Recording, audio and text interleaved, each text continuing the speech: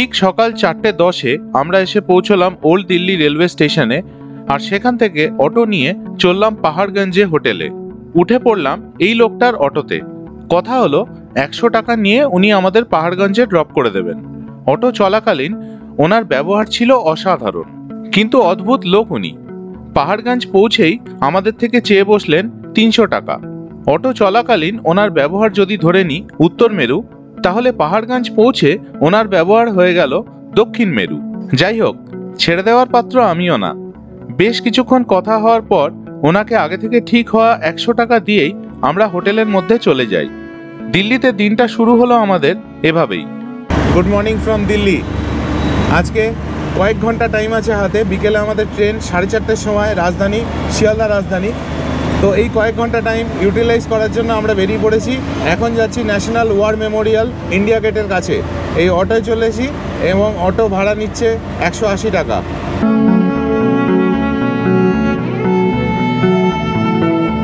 আমি অনিন্দিতা আগে দিল্লি এসেছি ঘুরতে, গোগলও এসেছি আমাদের সাথে, তখন টিনটিন হয়নি। টিনটিনের প্রথমবার দিল্লি। তবে দিল্লি এই কয়েক ঘন্টায় ঘোরার মতো জায়গা নয়, দিল্লির জন্য সময় বেশি লাগে। আমরা আরেকবার দিল্লি আসবো। দিল্লি দেখার মতো জায়গা। প্রচণ্ড হর্ন। দিল্লি দেখার মতো জায়গা। দিল্লি এই কয়েক ঘন্টায় দেখা যায় না। আমরা জাস্ট এই 2-3টে জিনিস যেগুলো আগে ছিল না, নতুন বানানো হয়েছে, সেগুলো দেখে ফেরত আসবো, তারপর ট্রেন ধরতে যাব। তবে হ্যাঁ, কথা দিচ্ছি দিল্লি আবার আসবো, আর হয়তো নিজেদের গাড়ি নিয়ে।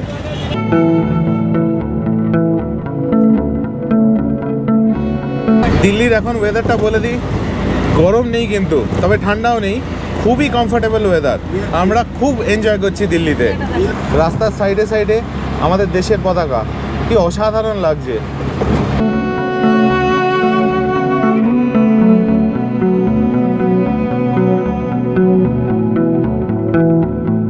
রাস্তার ধারে শুধু ফুটপাথগুলো দেখুন, মানে ভালোও লাগছে, আবার কলকাতার কথা ভেবে দুঃখও পাচ্ছি।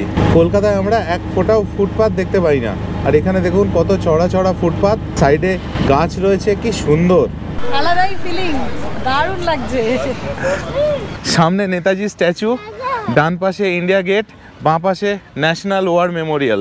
ইন্ডিয়া গেট তো আগে ছিল, কিন্তু এই স্ট্যাচু প্রতিস্থাপন করা হয়েছে অনেক পরে, আর ওয়ার মেমোরিয়ালও নতুন বানানো হয়েছে। চলুন ঘুরে দেখা যাক। এই হচ্ছে নেতাজি স্ট্যাচু, আর এই সোজা দেখতে পাচ্ছেন ইন্ডিয়া গেট।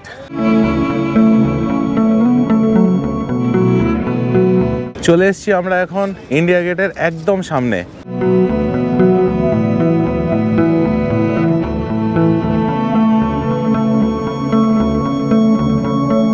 ওপরে ইন্ডিয়া বড় বড় করে লেখা রয়েছে, দেখে যে কি আনন্দ হচ্ছে বলে বোঝাতে পারবো না। ইন্ডিয়া গেটের এখন এই যে সোজা রাস্তাটা চলে গেছে, এটার নাম হচ্ছে কর্তব্য পথ। এটা সোজা চলে যাচ্ছে দূরে রাষ্ট্রপতি ভবনের দিকে। তার দুদিকে রয়েছে নর্থ ব্লক আর সাউথ ব্লক, আর রাষ্ট্রপতি ভবন এখান থেকে খুব আবঝা দেখা যাচ্ছে। ইন্ডিয়া গেট দেখে এবার আমরা এগিয়ে যাচ্ছি ওয়ার মেমোরিয়াল দেখতে। আমাদের ব্যাগগুলো চেকিং হয়ে গেছে, এবার আমরা ন্যাশনাল ওয়ার মেমোরিয়ালের দিকে যাচ্ছি। এখানে গোপ্রো অ্যালাউড না, তাই মোবাইলেই তুলতে বাধ্য হলাম। এখানে আলাদা জায়গা করা আছে পুরুষ ও মহিলাদের চেকিং এর জন্য। চেকিং হয়ে গেল, এবার ফাইনালি আমরা প্রবেশ করলাম ন্যাশনাল ওয়ার মেমোরিয়ালে।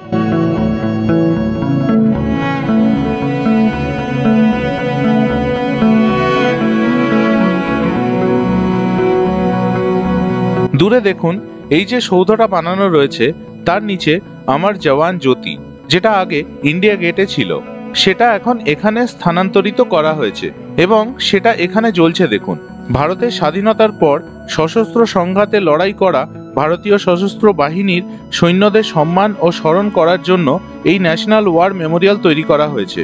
পাকিস্তান ও চীনের সাথে সশস্ত্র সংঘাতের সময় নিহত ভারতীয় সশস্ত্র বাহিনীর সদস্যদের নাম এই ন্যাশনাল ওয়ার মেমোরিয়ালের দেওয়ালে খোদাই করা আছে।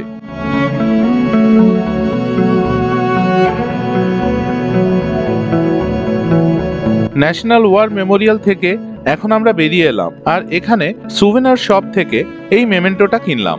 এই পেছনের যে গেটটা আছে এখান দিয়ে বেরিয়ে পড়লাম, আবার গোপ্রো ফিট করে নিলাম কারণ আমি ওয়ার মেমোরিয়ালের বাইরে চলে এসেছি। তো এখন যেটা আমাদের প্ল্যান ছিল সেটা হচ্ছে এখান থেকে কোনো একটা রেস্টুরেন্টে গিয়ে কর্নার প্লেসে খাওয়ার, কিন্তু আনফর্চুনেটলি সময় খুব কম আছে, ট্রেনের টাইম হয়ে আসছে। তো হোটেলে ফেরত যাব, গিয়ে তারপর ওখানে লাঞ্চ করে বেরোবো নিউ দিল্লি রেলওয়ে স্টেশনের জন্য, যেখান থেকে আমাদের আজকে বিকেলবেলা 4:30 সময় শিয়ালদা রাজধানী। এবার একটা অটোয় উঠে পড়লাম আর পাহাড়গঞ্জে আমাদের হোটেলের দিকে যাত্রা শুরু করলাম। অসাধারণ শহর কিন্তু এই দিল্লি, এর তো বিভিন্ন জায়গা আছে এই দেখার জন্য, কিন্তু দিল্লির রাস্তাঘাটে ঘুরে বেড়াতেও কিন্তু খুব ভালো লাগবে। এই যে আমরা সকালে এলাম অটো করে, এখন যাচ্ছি এই দাদার সাথে অটো করে হোটেলে, ব্যাপক লাগছে কিন্তু রাস্তাগুলো। এই সামনে যেটা দেখতে পাচ্ছেন এটা হচ্ছে প্রগতি ময়দান। আমরা যেদিন এখান থেকে গাড়ি ধরেছিলাম উত্তরাখণ্ড ট্রিপের জন্য, সেদিনও কিন্তু আমরা এই রাস্তাটা দিয়ে গেছিলাম, উল্টো দিকে অবশ্য গেছিলাম। এই দাদা যিনি অটো চালাচ্ছেন তার সাথে বাংলাতেই কথা বলছি, ইনি অ্যাকচুয়ালি উড়িষ্যার বাসিন্দা, আর ইনি বললেন যে এইটা হচ্ছে বারাখাম্বা রোড, এটা সোজা চলে যাচ্ছে কর্নাট প্লেস। এই চলে এলাম আমরা কর্নাট প্লেসের আউটার সার্কেলে। আমরা এখন কর্নাট প্লেসের আউটার সার্কেল দিয়ে যাচ্ছি। অসাধারণ জায়গা, এই জায়গাটায় এলে একটুখানি হাঁটলেই মন ভরে যায়।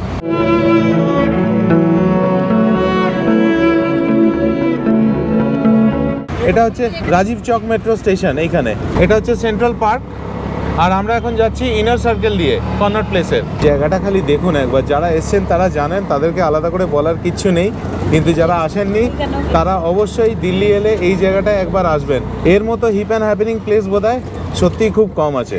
হোটেলে পৌঁছে লাঞ্চটা করে নিয়েই আমরা এবার চলে এলাম নিউ দিল্লি রেলওয়ে স্টেশনে। এবার প্ল্যাটফর্মে ঢুকছে আমাদের ট্রেন 12314 শিয়ালদা রাজধানী। আমাদের আজকে টিকিট আছে B9 কম্পার্টমেন্টে। আমাদের সিট পড়েছে একটা সাইড আপার, এখানে আপার আর এখানে মিডল।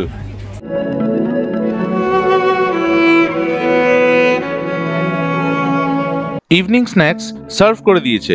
এটা একটা চানাচুর, এটা টি ব্যাগ আর চিনি, kachori, veg sandwich, tomato ketchup, soanpapdi, mouth freshener, আর এটা একটা হ্যান্ড স্যানিটাইজার। এই মশলা মুড়িটা খুব ভালো খেতে, আর কচুরির স্বাদটাও ভীষণ ভালো। এখন বাজে রাত 8:15 আর ডিনার সার্ভ করে দিয়েছে। এখানে দিয়েছে চিকেন, ডাল, এটা একটা তরকারি, ভাত, রুটি আর আচার। ডিনার করে আমরা শুয়ে পড়লাম, আর পরের দিন সকালে যখন চোখ খুললাম তখন আমরা পশ্চিমবঙ্গে ঢুকে গেছি। এখন যাচ্ছি বালি ব্রিজের ওপর দিয়ে। এবার সামনে দেখা যাচ্ছে দক্ষিণেশ্বরের কালী মন্দির, আর তার কিছুক্ষণ পরেই আমরা পৌঁছে গেলাম শিয়ালদা স্টেশন। এবার আপনাদের বলে দিই আমাদের এই উত্তরাখণ্ড ট্রিপে কোন কোন হেডসের আন্ডারে কত খরচ হয়েছিল। সব খরচ স্ক্রিনে দেওয়া রইল। আপনাদের যদি কোনো প্রশ্ন থাকে তাহলে প্লিজ আমাকে কমেন্ট করে জানাবেন।